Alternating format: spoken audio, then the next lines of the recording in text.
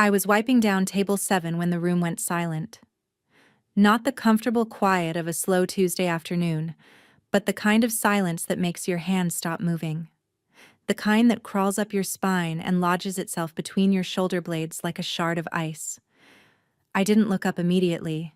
3 years of waitressing at Marcello's had taught me that sudden silence in an Italian restaurant in South Boston usually meant one of two things. Someone important had walked in, or someone dangerous had. Sometimes both. The rag in my hand smelled like lemon cleaner and old grease. I kept wiping, circular motions, buying myself seconds to prepare for whatever was about to happen. Through the kitchen window I could see Marco frozen mid-chop, his knife suspended above a pile of basil. Elena. My name, spoken quietly from the doorway. Not a question, a statement of fact. I turned. 3 men stood just inside the entrance. 2 of them I didn't recognize. Broad-shouldered, expensive suits, the kind of stillness that suggested violence held on a very short leash. But the third man, the one in the center, I knew by reputation alone. Dante Caruso. He was younger than I'd imagined, mid-30s maybe. Dark hair pushed back from his face, gray eyes that seemed to catalog everything in the room without actually moving. He wore a charcoal suit that probably cost more than my rent, and he held himself with the kind of calm that suggested he'd never had to raise his voice to make someone afraid. "You're Elena Vega," he said. Still not a question. My throat felt tight. "I'm working. If you need a table..." "I don't need a table." He took 3 steps into the restaurant, and somehow the space seemed smaller. "I need to speak with you." Behind me, I heard Gianna's sharp intake of breath. She'd been working at Marcello's since before I was born, had probably seen every variety of trouble walk through that door. Whatever she saw in Dante Caruso's face made her back slowly toward the kitchen. "I don't know you," I said, which was technically true. Knowing someone's name wasn't the same as knowing them. "No," he agreed, "but I know you. Elena Vega, 28 years old. Single mother to Sophia, age 4. You work 40 hours here and pick up weekend shifts at the bookstore on Commonwealth. You take the 47 bus home because you sold your car 6 months ago to cover your daughter's medical bills." My heart was hammering now, a sick rhythm that made my hands shake. I set down the rag before he could see. "How do you..." "Your brother owes me money." The words landed like a punch to the sternum. Of course it was about Marcus. "I don't have anything to do with Marcus," I said carefully. "I haven't spoken to him in 2 years." "I'm aware." Dante moved closer, and I caught the scent of expensive cologne and something darker underneath. Gunpowder, maybe, or just the particular smell of danger. "He borrowed $50,000 from my organization. He was supposed to pay it back in 6 months. That was 18 months ago." 50,000! Jesus Christ, Marcus! "I can't help you," I said, and hated how my voice wavered. "I don't have that kind of money. I don't have any..." "I'm not asking you for money, Elena." He said my name like he'd been saying it for years, like it belonged to him somehow. "Then what do you want?" The 2 men flanking him shifted slightly, and I realized they were blocking the exits. Not obviously, not dramatically, just there, between me and the door, between me and the kitchen, between me and any world where this conversation wasn't happening. Dante reached into his jacket. I flinched, couldn't help it, and pulled out a photograph. He set it on the table I'd been cleaning, careful not to touch the wet surface. It was Sophia, my daughter, caught mid-laugh in someone's telephoto lens, walking out of her preschool, her pink backpack, her favorite shoes with the light-up heels. The small stuffed rabbit she refused to leave home without clutched in her hand. The ice in my spine spread through my entire body. "You've been watching my daughter." My voice came out flat. Dead. It didn't sound like me at all. "I've been protecting your daughter," Dante corrected softly. "Your brother made enemies. Some of those enemies don't care much about collateral damage. Do you understand what I'm telling you? I understood perfectly. Marcus had fucked up, and now Sophia, my Sophia, was standing in the blast radius. What do you want? I asked again, and this time I didn't care that I sounded desperate. He studied me for a long moment. Those gray eyes were completely unreadable, like looking at fog. I want you to marry me. The world tilted sideways. Someone laughed. High, shocked, disbelieving. It took me a second to realize the sound had come from me. You can't be serious. I don't make jokes about business, Dante said. Your brother's debt is erased. You and Sophia receive my protection. Complete protection. Permanent protection. In exchange, you become my wife. Not in any meaningful sense, he added, as if this clarification made the insanity of his proposal somehow reasonable. A marriage on paper, separate lives. You'd have your own apartment, your own schedule. You'd want for nothing. Why? I managed to ask. Why would you possibly? My reasons are my own. Something flickered across his face, too quick to identify. You have until Friday to decide. 3 days. He turned to leave and panic flooded my chest. And if I say no? Dante paused at the door, his back to me. When he spoke, his voice was so quiet I almost couldn't hear it. Then your brother's enemies become your enemies, and I stop being the man standing between them and your daughter. He walked out. His men followed. The door closed with a small, polite click. I stood there, staring at the photograph of Sophia, her bright smile frozen in glossy paper, and felt my entire life crack open like an egg. Outside, through the window, I watched Dante Caruso slide into the back of a black Mercedes. Just before the door closed, he looked back at the restaurant, at me. And for just a second, I saw something in his expression that looked almost like regret. Then he was gone, and I was alone with the smell of lemon cleaner and the knowledge that everything had just changed. I didn't tell anyone about Dante's proposal that night. Not Gianna, who kept giving me worried looks for the rest of my shift. Not my neighbor Mrs. Chen, who watched Sophia while I worked late. Not even myself, really. I let the words exist in some sealed-off corner of my mind where I didn't have to look at them directly. But when I picked Sophia up at 7:30, when she wrapped her small arms around my neck and said, "Mama, you smell like tomatoes," I held her tighter than usual, breathed in her shampoo, strawberry-scented 99 cents at the drugstore, and felt something sharp lodge itself behind my ribs. "Long day, baby," I murmured into her hair. She pulled back to study my face with those serious, dark eyes that were too knowing for a 4-year-old. "Are you sad?" "No, sweetheart, just tired." She didn't believe me. I could see it in the way her mouth pressed into a small line, the exact expression I made when I was trying not to cry. But she was 4, so she let me lie. She took my hand and told me about the turtle they'd seen at preschool, how it had a crack in its shell, but Miss Jennifer said it was okay. The crack had healed over. The turtle was brave. I thought about cracks and healing and bravery the entire bus ride home. Our apartment was on the 3rd floor of a building that had been under renovation for 6 years.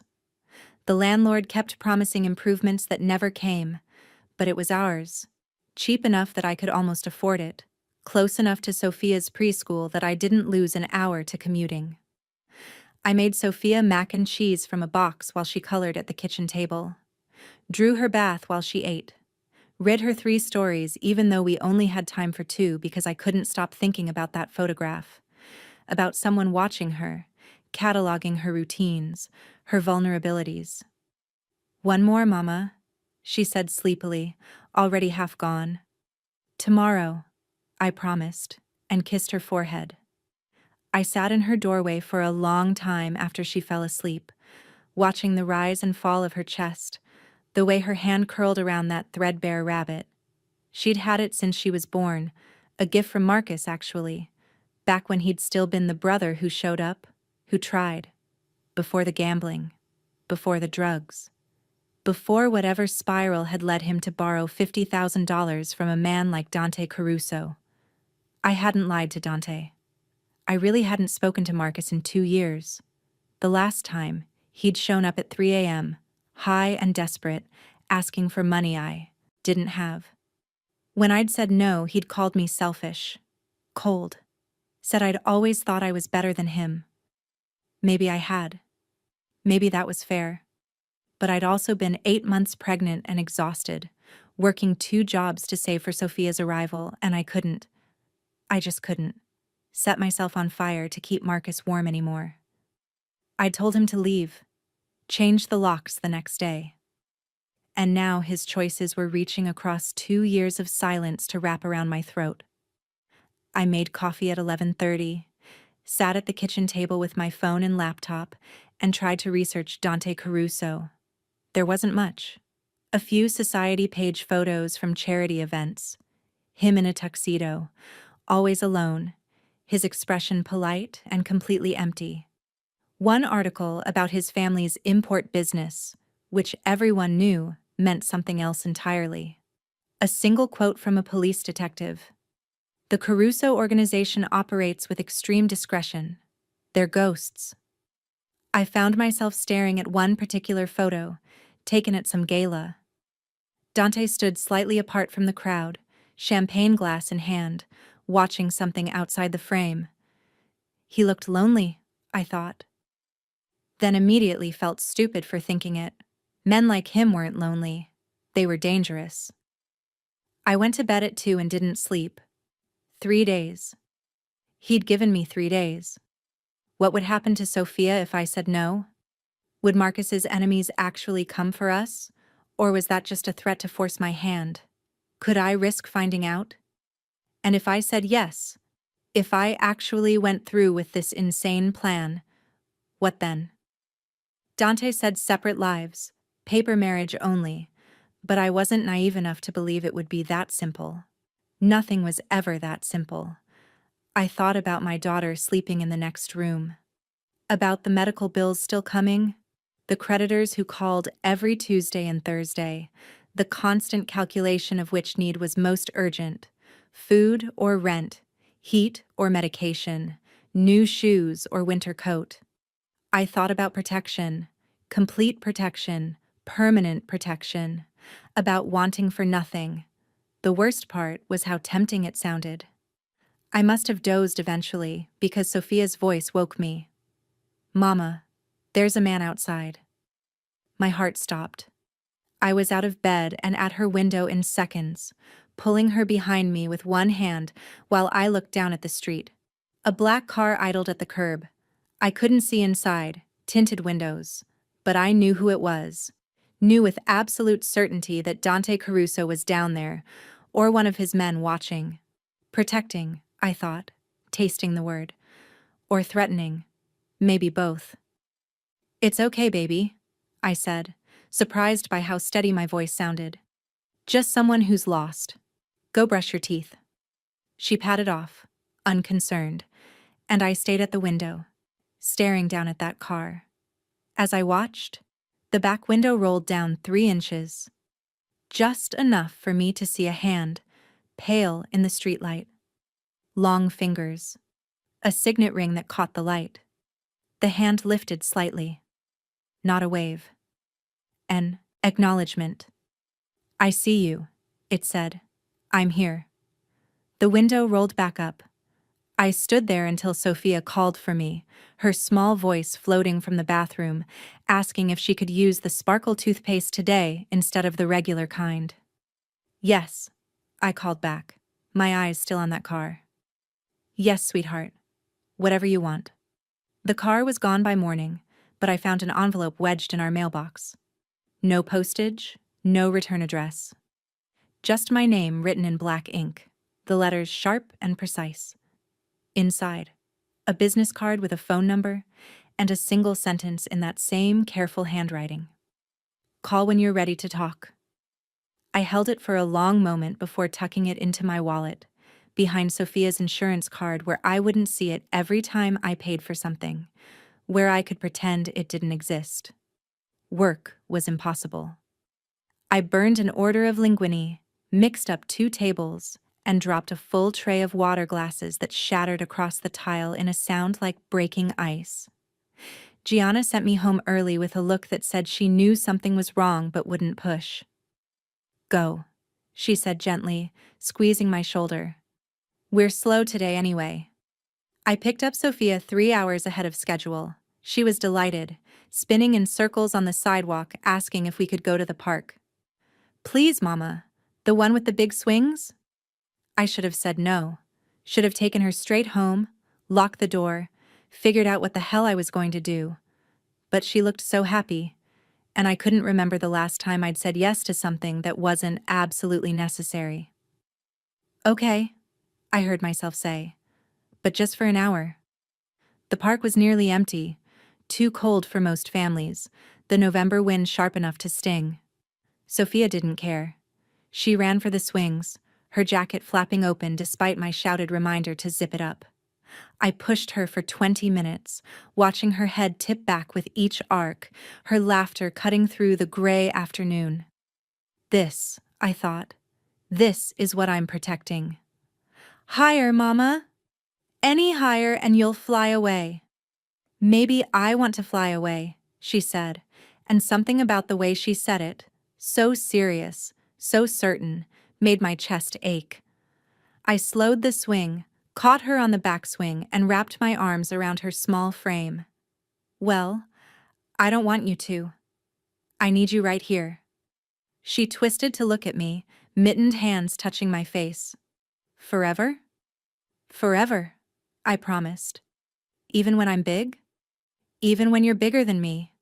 She seemed satisfied with this, wiggled free and ran toward the slide, leaving me standing by the empty swing, watching her pink coat disappear up the ladder.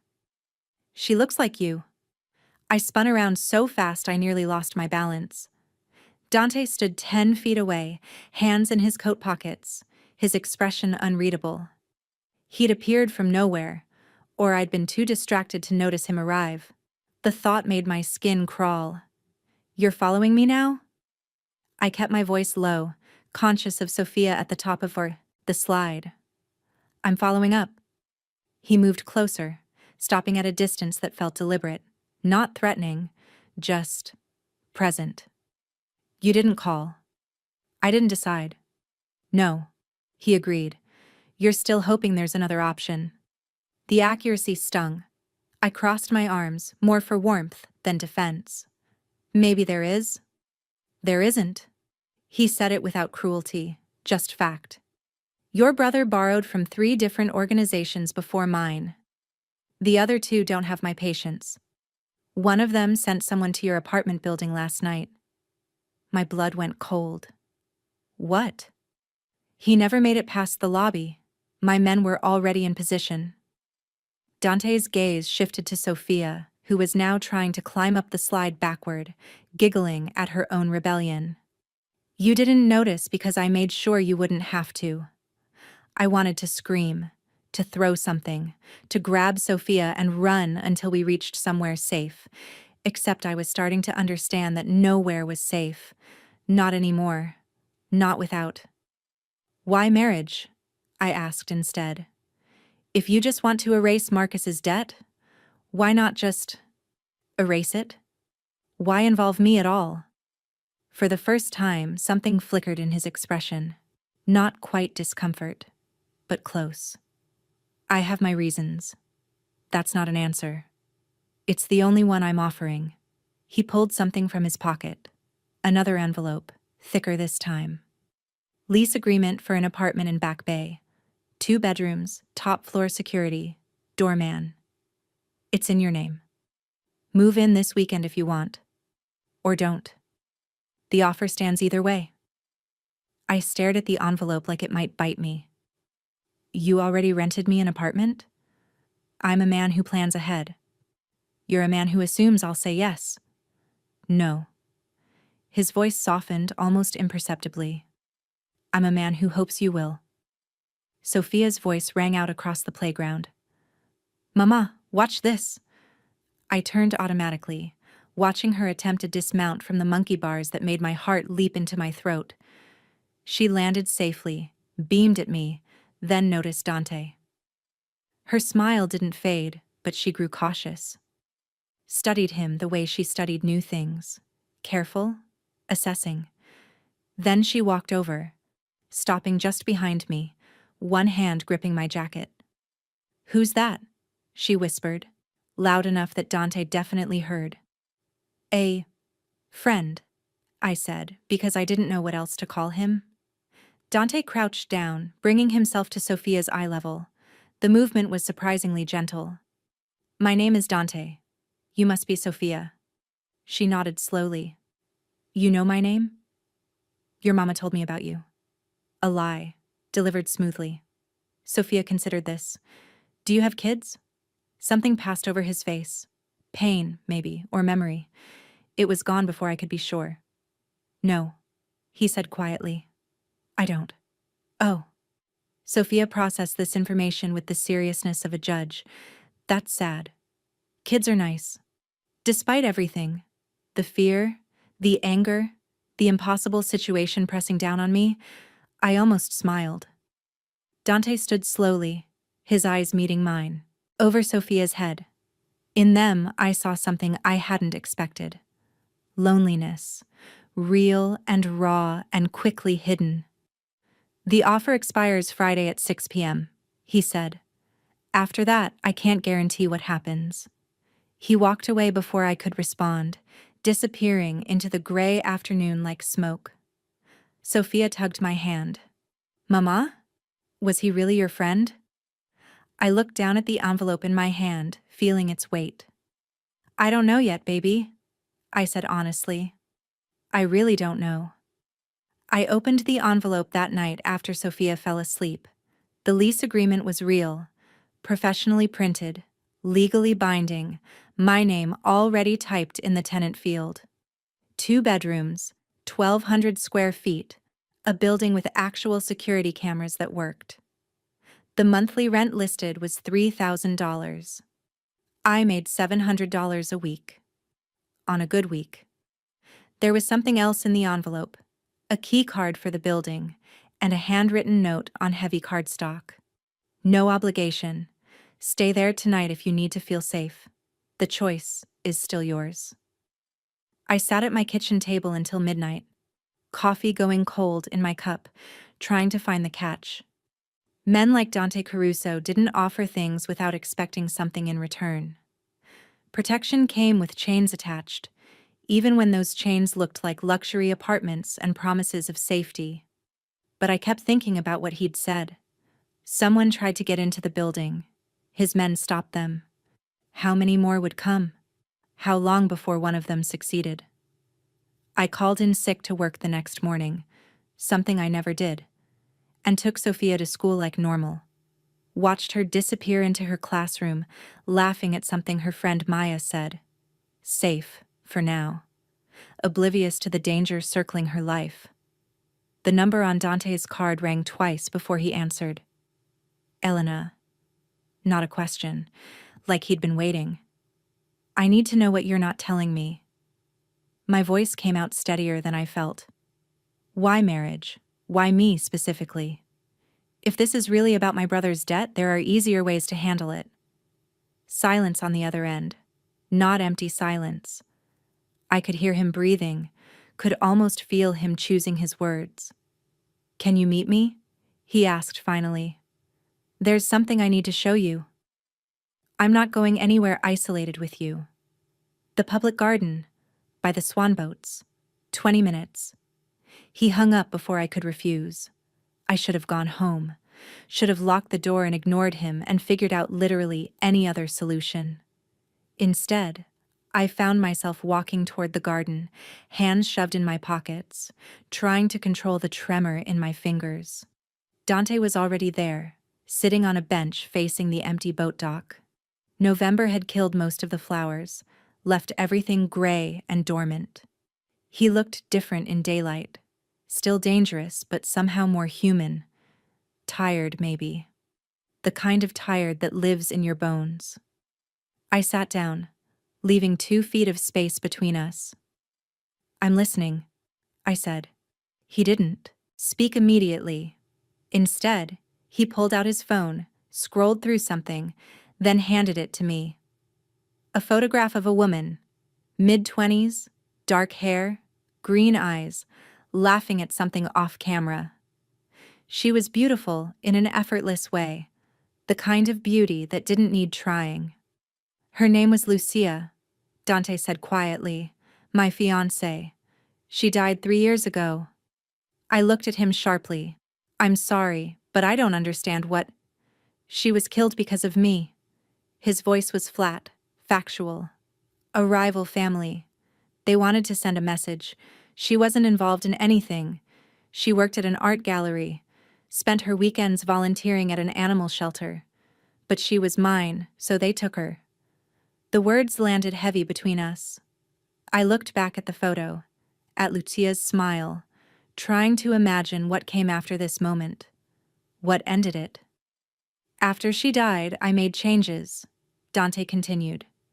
"Restructured everything. Made myself—" He paused, searching for words. "Untouchable, I suppose. No visible weaknesses. No attachments. It worked. But it also meant—" He trailed off. "It meant you were alone," I finished softly. "Yes." He took the phone back, looked at Lucia's picture for a moment before pocketing it. "My family has expectations. My mother especially. She's old-fashioned. Believes a man in my position needs a wife, needs stability, needs heirs eventually. She's been pushing for years, introducing me to appropriate women from appropriate families." Understanding was starting to dawn, cold and uncomfortable. "So you need a wife for appearances," I said. "Someone who looks legitimate but isn't actually involved? Someone you can keep at arm's length." "Someone I can protect without endangering," he corrected. "Someone who needs what I can offer enough to accept the terms. And someone—" He looked at me directly now, those gray eyes searching. "Someone I won't fall in love with." The honesty of it stole my breath. "Why wouldn't you fall in love with me?" I asked, and immediately felt stupid for asking. "Because you'll hate me," he said simply. "You'll resent the situation, the circumstances that forced your hand. You'll take what I offer and build a life for your daughter, but you'll never forgive me for putting you in a position where you had to choose. And that distance, that's what keeps you safe." I stared at him.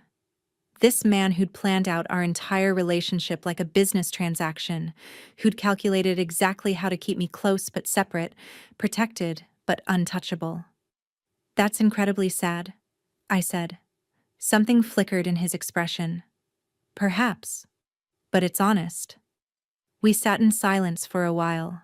I watched dead leaves skitter across the empty boat dock, thought about Lucia's smile, about Sophia's future, about all the ways love could be weaponized against the people who carried it. "I want conditions," I heard myself say. Dante turned to face me fully.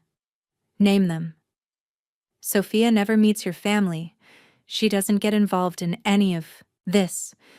And if anything happens to me, anything, she goes to my friend Gianna, not into your world." "Agreed." "I keep working. Both jobs if I want them." "Agreed. Though you won't need to financially." "I'll need to for me." I took a breath. "And you don't lie to me. Not about the dangers, not about what this life means. I'm walking in with open eyes or not at all." He studied me for a long moment, and I saw respect flicker across his face. "Deal," he said and extended his hand. I looked at it, this handshake that would change everything, and thought about Sophia's crack-heeled turtle, about bravery and survival and the things we do for the people we love. I took his hand. His grip was warm, steady, and somehow felt like falling. We were married on a Thursday afternoon in a judge's chambers that smelled like old books and lemon polish. I wore a navy dress I already owned, the one I saved for parent-teacher conferences. Dante wore a suit that probably cost more than my monthly rent. The old rent, not the new apartment I still hadn't moved into. Two witnesses stood in the corner, men whose names I didn't catch and didn't ask for. The ceremony took 7 minutes. Do you, Dante Caruso, take this woman to be your lawfully wedded wife? I do. Do you, Elena Vega, take this man to be your lawfully wedded husband? I thought about Sophia, safe at preschool, completely unaware that her life was being rewritten, about the stack of medical bills on my kitchen counter, about that black car idling outside our window at dawn. I do. The judge smiled like this was normal, like we were normal, like people got married every day for reasons that had nothing to do with love. Maybe they did. Dante slid a ring onto my finger. White gold. Simple. Elegant. Not an engagement ring, I noticed. Just a wedding band. No promises beyond the legal ones we just made. You may kiss the bride. We both went still. Somehow, in all the negotiating and planning, we hadn't discussed this part. Dante leaned in slowly, giving me time to pull away. His hand came up to my cheek, gentle, and I caught the scent of his cologne, cedar and something darker. His lips brushed mine, soft and brief and completely chaste. It felt like signing a contract. Afterward, in the hallway outside the judge's chambers, Dante handed me another envelope. Bank account information, it's in your name. There's $50,000 to start. I nearly dropped it. I can't. You can. His voice was firm, but not unkind. Consider it back pay for the last 3 years of struggling alone. You're my wife now, Elena. That means you don't carry burdens by yourself anymore. This doesn't feel real, I said quietly. It will. He checked his watch. I have a meeting in an hour. My driver will take you wherever you need to go. The new apartment. Your old place. Sophia's school. Anywhere. Just like that? We're married and you're leaving. I told you this would be a practical arrangement. But something in his voice sounded almost apologetic. I'm not trying to be cruel. I'm trying to be clear. I looked down at the ring on my finger. This circle of gold that meant everything and nothing. Okay, I said. Clear. I understand. He nodded once, then walked away, his footsteps echoing down the marble hallway until they faded completely. I stood there alone, a married woman, feeling more untethered than I'd felt in years. I picked up Sophia early again, and this time I told Mrs. Chen I wouldn't need her to babysit anymore. You find better job? She asked hopefully. Something like that, I said, and pressed $200 into her hand over her protests. For all the times I paid you late. Thank you for being patient with us. Her eyes filled with tears. You good mama? Sophia lucky girl. I wasn't sure about that, but I hugged her anyway. At the old apartment, I packed our lives into boxes with an efficiency born from years of practice. We didn't have much. Sophia's clothes, her toys, my work uniforms, books and dishes, and the accumulated weight of small, necessary things. Mama, why are we packing? Sophia asked from her doorway, clutching her rabbit. We're moving, baby. To a new place. Is it far? Not too far, but it's bigger. You'll have your own room with a real closet.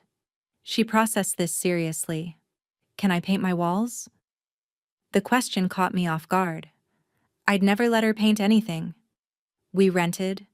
We couldn't afford deposits. We lived carefully within other people's rules. Yes, I said and watched her face light up. Whatever color you want. She threw her arms around my neck. Pink. All pink. Like a princess castle. All pink it is. We moved that evening. Dante's driver, a quiet man named Vincent, helped carry boxes, never asking questions, never commenting on how little we had. The new apartment was on the 8th floor, all windows and light, hardwood floors that gleamed.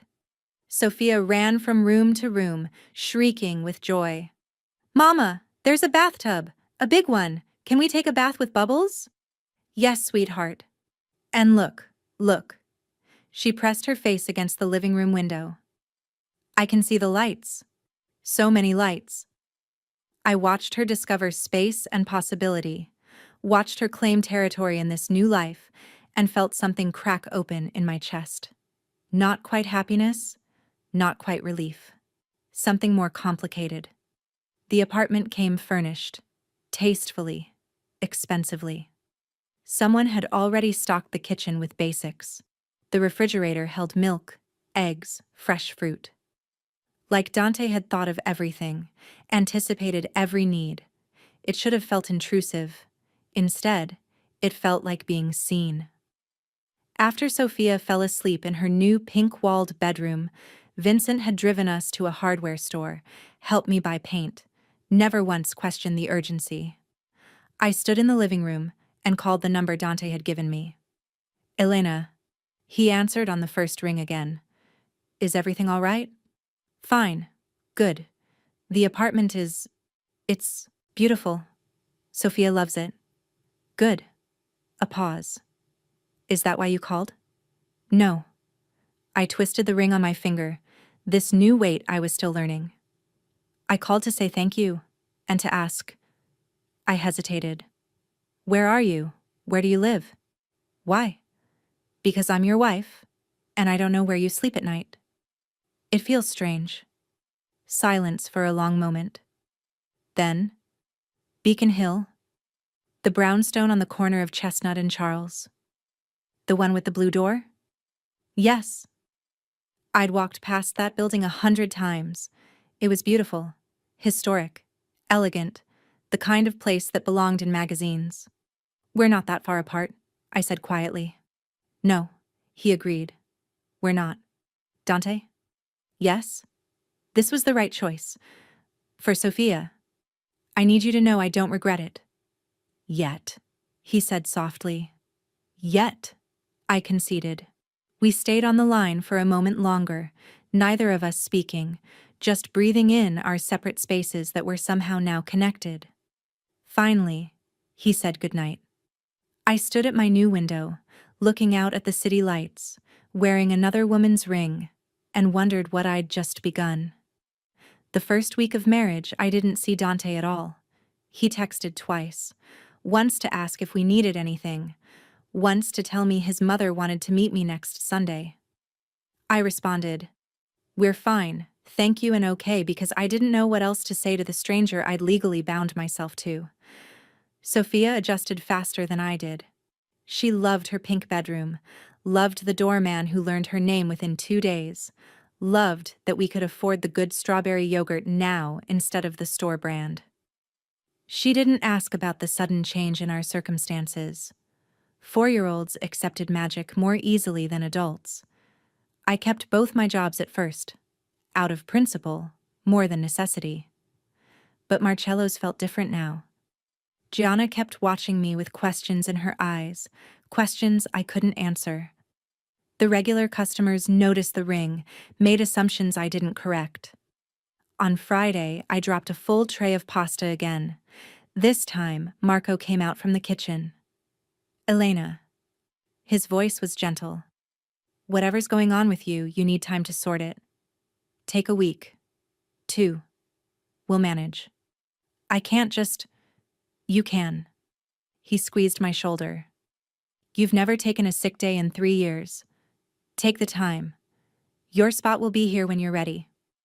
I left work early, picked up Sophia, and took her to the public garden. The same bench where Dante had told me about Lucia, about loneliness, about the architecture of a marriage built on distance. Sophia fed the ducks while I sat and thought about what it meant to grieve a life while living it. My phone buzzed, a text from an unknown number. "There's a car outside your building. Black sedan. It's not mine. Don't go home alone. D. My heart kicked into a different rhythm. I looked around the park, suddenly aware of every shadow, every person lingering too long. I called him. He answered before the first ring finished. Where are you? His voice was sharp. Public garden. With Sophia. Stay there. I'm sending Vincent. 10 minutes. Dante, what? Someone's watching the building. I don't know who yet, but I'm finding out. Background noise suggested movement, urgency. Elena, listen to me. This is what I meant about being honest. There will be threats. Not constant, but they'll come. People testing boundaries, seeing if the marriage is real or just strategy. And how do we prove it's real? My voice came out steadier than I felt. He was quiet for a moment. By being seen together. By making them believe I'd burn the world down for you. Something in his tone made my skin prickle. Not fear exactly. Something else. Would you? I asked quietly. Burn the world down for someone you barely know? I'd burn it down for the principle, he said, for the message it sends. Honest, I thought. He'd promised honesty. Vincent arrived in 9 minutes. He drove us to Dante's brownstone without being asked, like he'd already received instructions. The blue door opened before we reached it. Dante stood in the doorway, still in a suit, but with his tie loosened, looking more disheveled than I'd ever seen him. His eyes went to Sophia first, checking for danger, then to me. You're okay, he said. Not a question, a reassurance he needed to speak aloud. We're fine. I gestured to his house. Can we? Yes. Come in. The interior matched the exterior. Old money elegance. Everything carefully chosen. Nothing out of place. It should have felt cold. Instead, it felt deliberately maintained, like Dante was trying to preserve something that was slowly slipping away. Sophia's eyes went wide. Is this a castle? Something like that, Dante said, and the corner of his mouth lifted slightly. Would you like to see the library? It has a ladder that slides. She looked at me for permission.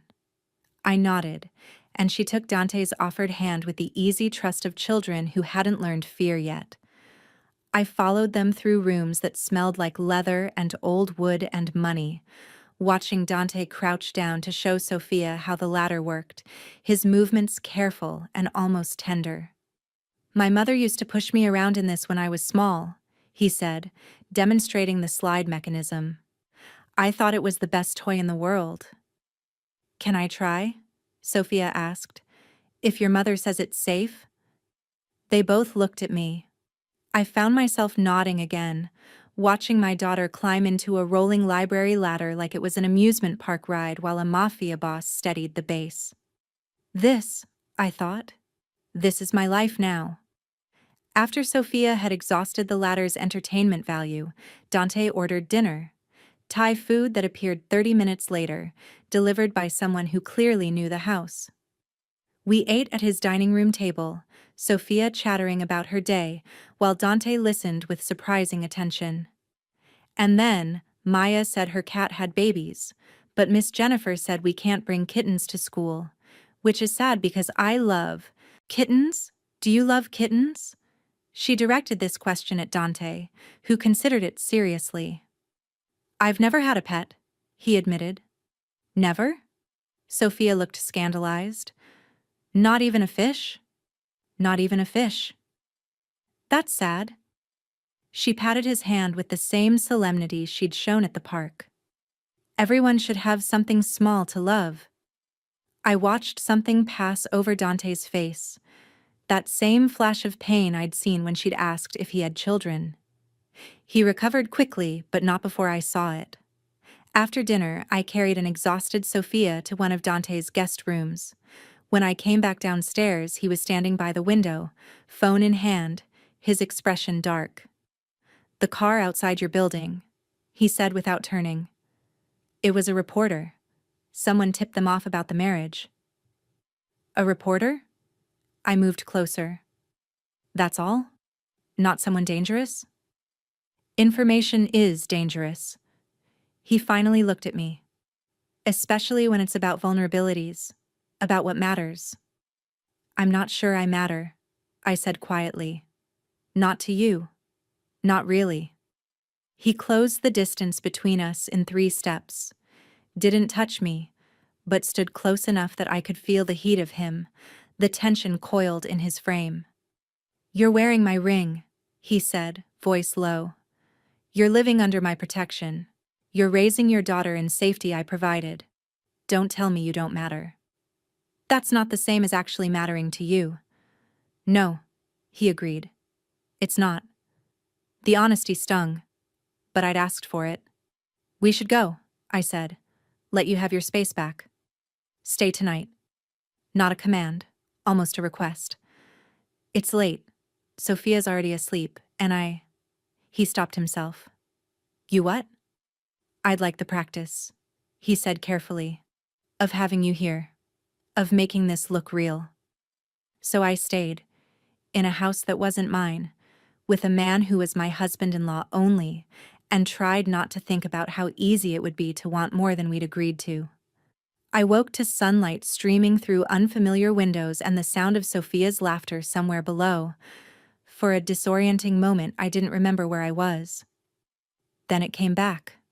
Dante's brownstone, the guest room with sheets that felt like silk. The strange intimacy of sleeping under his roof. I found them in the kitchen. Sophia sat at the island in her pajamas, swinging her legs, while Dante stood at the stove making pancakes. He'd rolled up his sleeves, abandoned the suit for dark jeans and a gray Henley. He looked younger like this. Almost normal. Mama? Sophia beamed. Dante makes pancakes shaped like things. Look, this one's a butterfly. I studied the lopsided creation on her plate. That's very impressive. My mother insisted I learn to cook, Dante said, without turning from the stove. She said a man who can't feed himself is half a man. He glanced over his shoulder. Coffee's ready. Mugs are in the cabinet above the machine. I poured myself a cup, watching him flip another pancake, this one attempting to be a flower. The domesticity of the scene felt surreal. This was the man whose name made people nervous in restaurants, who commanded enough fear that enemies sent cars to watch his wife's building. And he was making my daughter breakfast in the shape of butterflies. Do you have syrup? Sophia asked. I have 3 kinds.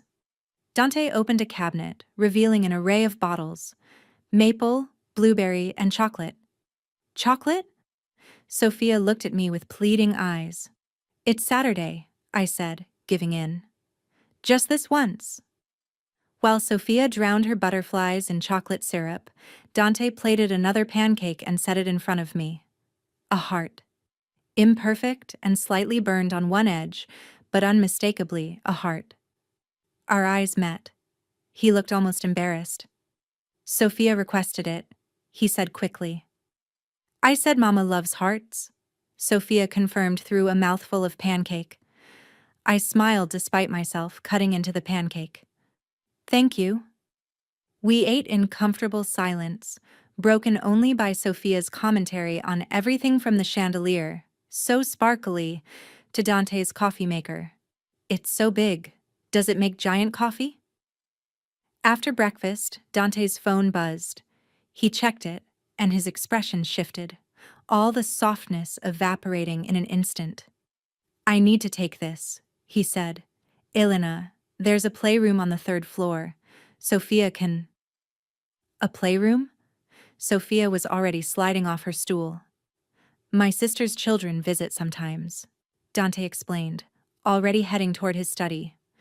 Everything's safe. She can't hurt herself. He disappeared behind a heavy oak door. I heard his voice, low and sharp, speaking rapid Italian. Sophia tugged my hand. Can we see the playroom? Sure, baby.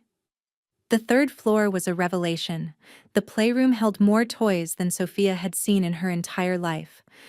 A dollhouse taller than me, art supplies in organized bins, stuffed animals arranged on built-in shelves. Sophia stood in the doorway, stunned into silence. "Is this real?" she whispered. "Very real." She moved through the space like she was afraid touching things might make them disappear. Eventually, she settled at a small table with markers and paper, drawing with intense concentration.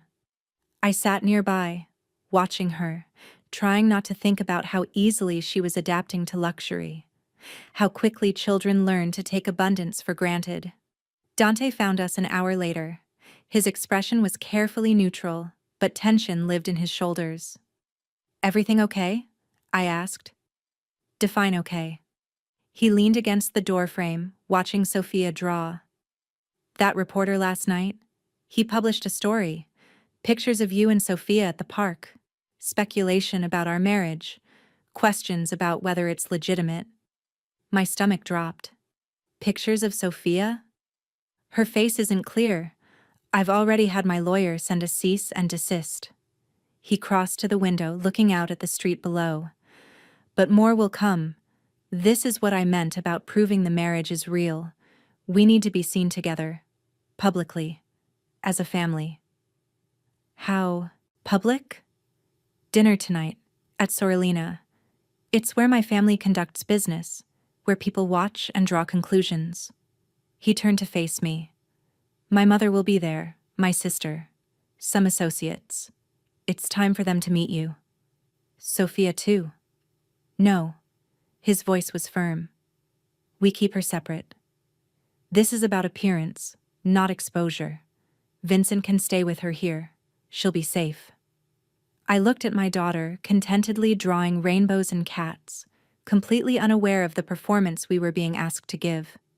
"What do I need to know?" I asked. "About your family, about how to act." Dante moved closer, his voice dropping. "My mother is traditional. Old-world Italian. She'll ask invasive questions, judge everything from your dress to your posture. My sister Gabriella is kinder but equally observant. The associates will watch to see if you're afraid of me." "Should I be?" "No." He said it without hesitation. "But they need to believe you're not because you trust me, not because you're naive." "How do I show that?" He studied me for a long moment. "May I touch you?" The question caught me off guard. "What?" "To demonstrate. Small touches. The kind married people exchange without thinking." He held up his hands, showing me they were empty, harmless. "Only if you're comfortable." I nodded slowly. He stepped closer, his hand coming to rest gently at the small of my back. The warmth of his palm seeped through my shirt. "Like this," he said quietly. "Casual, possessive without being aggressive. It says you're mine, but you chose it." His other hand came up to brush a strand of hair behind my ear, the gesture tender. "These small intimacies, they tell a story." My heart was beating too fast. His face was inches from mine, his gray eyes searching. "And what story are we telling?" I asked, my voice barely above a whisper. "That I'm a man who found something worth protecting." His thumb traced my cheekbone, so light I might have imagined it. "And you're a woman brave enough to let me." "Mama," Sophia called, breaking the spell. "Can you draw with me?" Dante stepped back immediately, the professional distance slamming back into place. "Tonight, 7 o'clock, he said. "Wear something that makes you feel powerful. Not for them. For you." He left before I could respond. I joined Sophia at her art table, my skin still warm where he'd touched me, and tried to remember that this was pretend. Just pretend. Nothing more. I stood in front of my closet at 6:30, staring at clothes that suddenly felt inadequate. Dante had sent a stylist that afternoon, a woman named Lucia, which felt like a sign I couldn't interpret, who'd arrived with garment bags and quiet efficiency. She'd left 3 dresses, all beautiful, all expensive enough to make me nauseous. I chose the midnight blue one, simple, elegant, with a neckline that suggested confidence without desperation. The fabric moved like water. Sophia watched me get ready from my bed, Vincent having already arrived to stay with her. She'd accepted his presence with the adaptability of children, showing him her entire stuffed animal collection while explaining each one's backstory.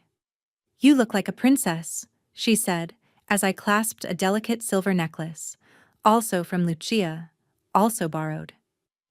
"I feel like I'm wearing a costume." "That's what princesses do. They wear costumes until they become real." The wisdom of 4-year-olds. I kissed her forehead, breathing in her strawberry shampoo. "Be good for Vincent. Bedtime at 8:30. "Will Dante be there?" she asked. "At your fancy dinner?" "Yes." "Good." She nodded seriously. "He should take care of you too, not just me." Something in my chest pulled tight. "We'll be home soon, baby." Dante arrived at precisely 7. He wore a black suit that looked like it cost more than my first car, his hair pushed back, his expression unreadable. But his eyes traveled over me slowly, cataloging every detail. "You look beautiful," he said, and it sounded like a fact, not a compliment.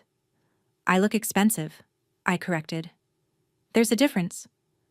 "Tonight, they're the same thing." He offered his arm. "Ready?" "No." "Good. Fear keeps you sharp." The restaurant was everything I'd expected. Dim lighting, Italian marble, the kind of place where every table held conversations that moved money or ended lives. We were shown to a private room in the back, and I felt every eye follow us as we walked. Dante's hand stayed at my back the entire time, steady, grounding. His family was already seated. His mother, Adriana, was elegant in a way that felt weaponized. Silver hair perfectly styled, posture military straight, eyes that missed nothing. His sister, Gabriella, was softer, warmer, though I caught steel underneath. 3 men I didn't recognize sat at the far end of the table, watching with the stillness of predators. "Mama," Dante said, his hand sliding to my waist, "this is Elena, my wife." The word hung in the air. Adriana's gaze moved over me slowly, assessing, measuring, finding me lacking in ways I'd probably never understand. "So you're the woman my son married without telling his family," she said in English, heavily accented with Italian. "Sit. Let me look at you properly." I sat. Dante remained standing behind my chair, one hand resting on my shoulder. A statement of solidarity or ownership. I wasn't sure which. "You're pretty," Adriana continued, "but Boston has many pretty girls. Why you?" "Mama," Gabriella started. "No, it's fine." I met Adriana's eyes directly. "I don't know why me. You'd have to ask your son." Something flickered in Adriana's expression. Surprise, maybe, or respect. "You have a child?" she said. "A daughter. Sophia? She's 4. And her father?" "Not in the picture. Never was." "So my son takes another man's responsibility." Adriana's voice held judgment. "Raises a child that isn't his blood." I felt Dante's hand tighten on my shoulder. A warning or restraint. I couldn't tell. But before he could speak, I leaned forward. "Your son offered protection when no one else would," I said quietly. "He offered my daughter safety. That makes him more of a father than the man who contributed DNA and disappeared." Silence around the table. Even the associates stopped pretending not to listen. Then Adriana smiled. Sharp. Approving. "You have spine. Good. Dante needs a woman with spine." She raised her wine glass. "Welcome to this family, Elena. May you survive it." The toast felt like a threat and a blessing simultaneously. Dinner was a careful dance. Gabriella asked gentle questions about Sophia, about my work, clearly trying to make me comfortable. The associates watched but didn't speak directly to me, some kind of protocol I didn't understand. Adriana continued her assessment, commenting on everything from my posture to my wine choice. And Dante played his role perfectly. His hand found mine under the table. He served me from shared dishes before himself. When Adriana made a particularly cutting remark, he responded in rapid Italian that made his sister hide a smile and his mother's eyes narrow. "What did you say?" I whispered. "That she should remember what happened to the last person who insulted my wife." His voice was low, amused. "There is no last person, but she doesn't know that." I should have been alarmed. Instead, I found myself fighting a smile. 2 hours in, one of the associates' phones buzzed. He checked it, and his expression changed. He leaned toward Dante, whispering something I couldn't hear. Dante's entire body went rigid. "Excuse us," he said, standing abruptly. "Family matter." He pulled me up with him, his grip on my hand almost painful. We left the private room, walked through the restaurant, and didn't stop until we were outside in the cold November air. "What's wrong?" I asked. "Your apartment building. Someone tried to get into your old unit." His voice was ice. "They didn't know you'd moved. But they were looking for you, Elena. They had tools. Intent." The world tilted sideways. "Who?" "I don't know yet. But someone wants to send me a message." He pulled out his phone, already dialing. "Vincent. Status on Sophia. Good. Lockdown. No one in or out until I get there." He looked at me, and for the first time since I'd met him, I saw something like fear in his eyes. "This is what I meant," he said quietly. "About making them believe. They're testing me. Testing whether you're really mine or just strategy." "And how do we convince them?" He stepped closer, his hands framing my face, tilting it up toward his. His thumbs brushed my cheekbones, and I realized he was trembling. "By making it true," he said. Then he kissed me. Not like at the courthouse, chaste and brief, and meaningless. This was deep, desperate, acclaiming. His hands tangled in my hair, his body pressed against mine, and I felt every careful wall he'd built come crashing down. When he pulled back, we were both breathing hard. "Tomorrow," he said, voice rough, "you and Sophia move into my house. No more separate lives, no more distance. We make this marriage real, or everyone you love becomes a target. Dante, I can't lose another person because I wasn't willing to commit fully." His forehead pressed against mine. "I won't make that mistake again." And I realized, standing in the cold outside an Italian restaurant, that everything had just changed. The performance was over. This was real now. All of it. We picked up Sophia together. She was asleep on Dante's couch when we arrived, Vincent reading nearby with the vigilance of a man trained to notice threats. Dante lifted her without waking her, cradling her against his chest with surprising gentleness, while I gathered her rabbit and shoes.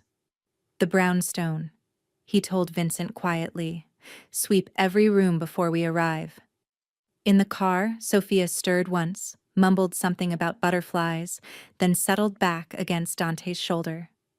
I watched him adjust his hold, supporting her head, his expression unguarded in the darkness. "You're good with her," I said. "I don't know what I'm doing." Neither do most parents. We just pretend we do. He looked at me across the back seat, Sophia between us, and something in his expression made my chest ache. "I meant what I said earlier," he told me quietly, "about making this real. I know it's not what we agreed to." "Someone tried to break into my apartment tonight." My voice was steadier than I felt. "Someone dangerous enough that you're afraid. So yes, we make it real. For Sophia. For safety." "And for you?" he asked. "What do you want, Elena?" The question caught me off guard. No one had asked me what I wanted in years. Survival didn't leave room for wanting. "I want my daughter safe," I said finally. "I want to stop calculating which bills I can defer. I want. I trailed off, unsure how to finish. What? I want to stop being afraid all the time. His hand found mine in the darkness, fingers lacing through mine. Then let me give you that. Even if you can't give me anything back. That's not fair to you. I'm not asking for fair. His thumb traced circles on my palm. I'm asking for a chance to do this right, to protect what matters without keeping it at arm's length. We drove the rest of the way in silence, hands clasped, Sophia sleeping between us, and I wondered if this was how marriages became real, not through grand gestures, but through small surrenders in the dark. The next morning, I packed up the apartment Dante had rented, the one we'd lived in for barely a week. Sophia helped by stuffing her favorite toys into boxes with the chaotic enthusiasm of a 4-year-old. "Are we moving again?" she asked, holding up her rabbit. "Mr. Flops wants to know." "Yes, baby, to Dante's house. For real this time. The one with the library ladder?" "That's the one." She considered this seriously. "Will he make us pancakes every day?" "Probably not every day." "That's okay. I like cereal too." She returned to packing, already adjusted, already accepting. I wished I could adapt as easily. Dante arrived at noon with Vincent and another man, Carlo, who moved furniture with the efficiency of someone who'd done this before.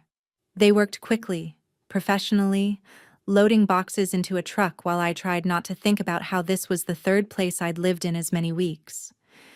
Except this time felt different. Permanent, maybe. Or at least, permanent adjacent. At the brownstone, Dante showed us to the second floor. "This wing is yours. Bedroom for you, bedroom for Sophia, bathroom between. My room is on the 3rd floor. You'll have privacy." "Separate floors," I said. "That's very real." He caught the sarcasm. "Elena." "No, I understand. We're making it look real for them. But between us?" I gestured at the careful distance. "Still practical." "I'm trying to do the right thing." "I know." And I did. But it didn't stop the strange disappointment curling in my stomach. "Thank you. For the space. For all of it." He looked like he wanted to say something else. Instead, he just nodded and left to help Vincent with the heavier boxes. We spent the afternoon settling in. Sophia claimed her new room with joy, insisting on arranging her stuffed animals by size on the built-in shelves. I unpacked our clothes, hung our pictures, tried to make the beautiful space feel like ours. Around 4, Gabriella arrived with her 2 children, Marco, 7, and Isabella, 5. She found me in the kitchen, attempting to figure out Dante's complicated espresso machine. "It's easier if you press the button twice," she said, smiling. I jumped. "I didn't hear you come in." "Sorry, Dante gave me a key years ago." She moved past me, expertly coaxing the machine to life. "I wanted to meet you properly. Last night was a lot. Mama can be overwhelming." "She's protective of Dante." "She's terrified for him," Gabriella corrected gently. "After Lucia died, he shut down completely. Became this," she gestured vaguely, "cold version of himself. We thought we'd lost him too. Then suddenly he's married and there's a child and—" She handed me a perfect espresso. "I don't know what arrangement you two have. I don't need to. But I see the way he looks at you. And it's not nothing. It's complicated. Marriage usually is." She leaned against the counter. "My children are in the playroom with Sophia. Want to tell me the truth? Off the record?" So I did. Not everything. Not the threats or Marcus's debt or the broken window of motivation. But enough. The practical arrangement. The separate lives. The agreement to keep distance. Gabriella listened without judgment, sipping her espresso. "You know what I think?" she said finally. "I think you both wanted the same thing. Safety, without vulnerability. But that's not how it works. You can't have one without the other." He lost someone he loved. I understand why he'd want distance. And you? Gabriella's eyes were kind but sharp. What are you protecting yourself from? The question landed harder than it should have. I thought about Sophia's father, about Marcus, about every person who'd left or disappointed or failed to show up, about learning to need no one because needing people meant they could hurt you. Everything, I said quietly. Gabriella squeezed my hand. Then maybe you and my brother are exactly what each other needs. Two people brave enough to try something different. That evening, after Gabriella left and Sophia was bathed and tucked into her new bed, I found Dante in his study. He was at his desk, papers spread before him. But he wasn't working, just staring at nothing. "Hey," I said from the doorway. He looked up, and something in his expression cracked open. Exhaustion, maybe. Or loneliness. "Come in," he said. "Please." I crossed to his desk and he stood, meeting me halfway. We stood there in the lamplight, inches apart, married and strange and trying to figure out what we were building. "I don't know how to do this," I admitted. "Make something real that started as strategy." "Neither do I." His hand came up, hesitant, then settled against my cheek. "But I want to try, if you'll let me." I leaned into his touch, letting myself feel it, the warmth, the connection, the terrifying possibility of something more. "Okay," I whispered. "Let's try." He kissed me then, soft and careful, and nothing like last night's desperation. This was a question, an offering. I kissed him back, and felt everything shift. Real, I thought. We were making it real. 3 months later, I woke to sunlight streaming through windows that had become familiar.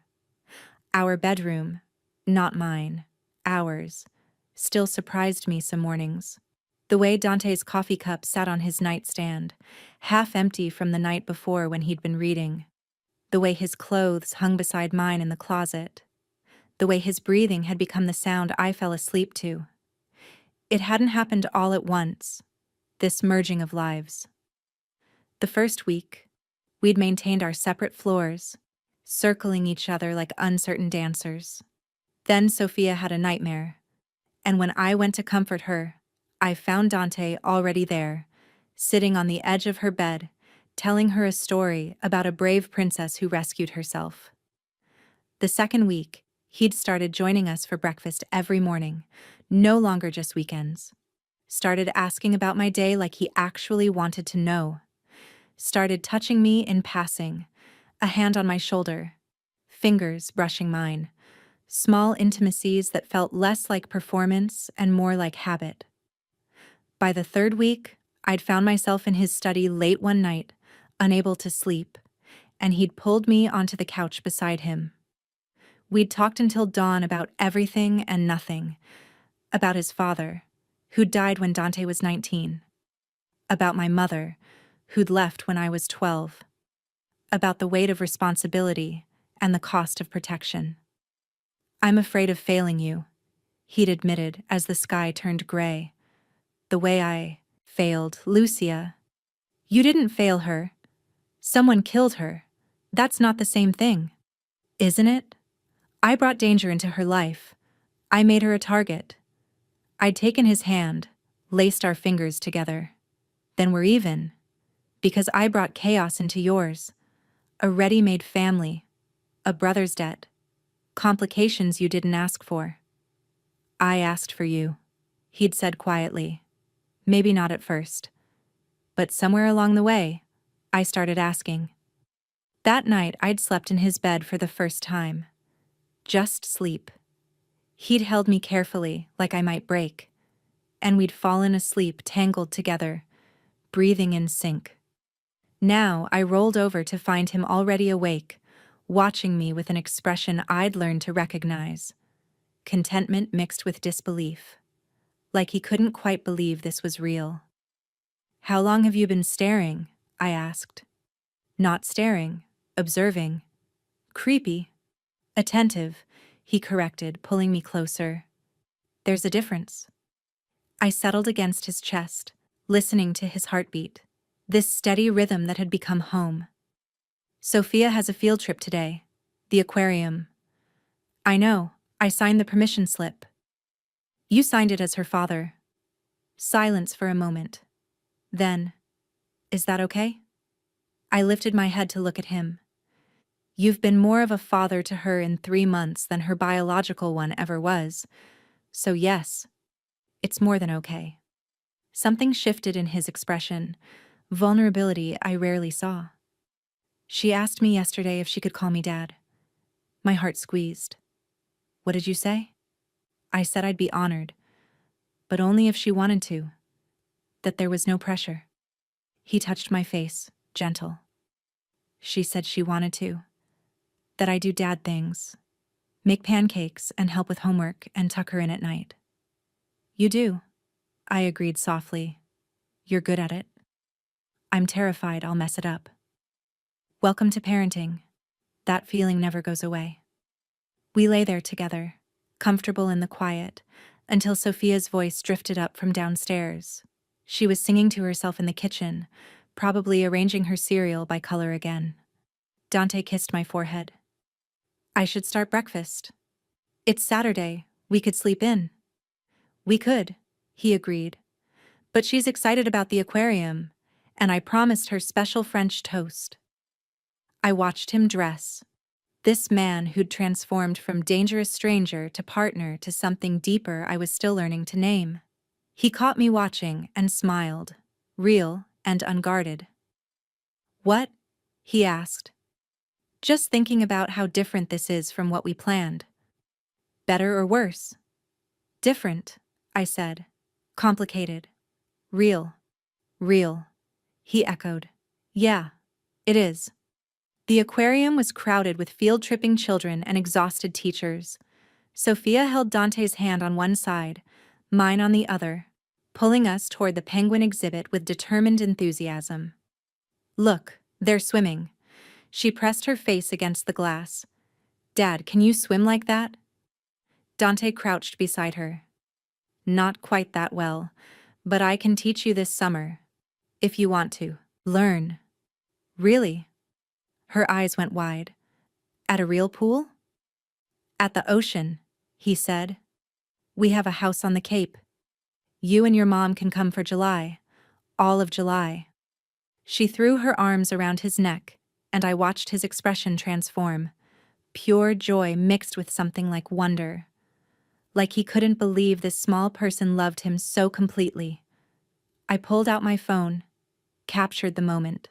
Father and daughter, the aquarium light turning everything blue and dreamlike. Later, while Sophia was occupied with a touch tank, Dante found me by the jellyfish exhibit. Thank you, he said quietly. For what? For taking a chance on this. On me. He took my hand, his thumb tracing the wedding band I no longer thought of as costume jewelry. I know it started as transaction, strategy, but Elena... He turned to face me fully. I love you. I don't know when it happened. Maybe gradually. Maybe all at once. But I do.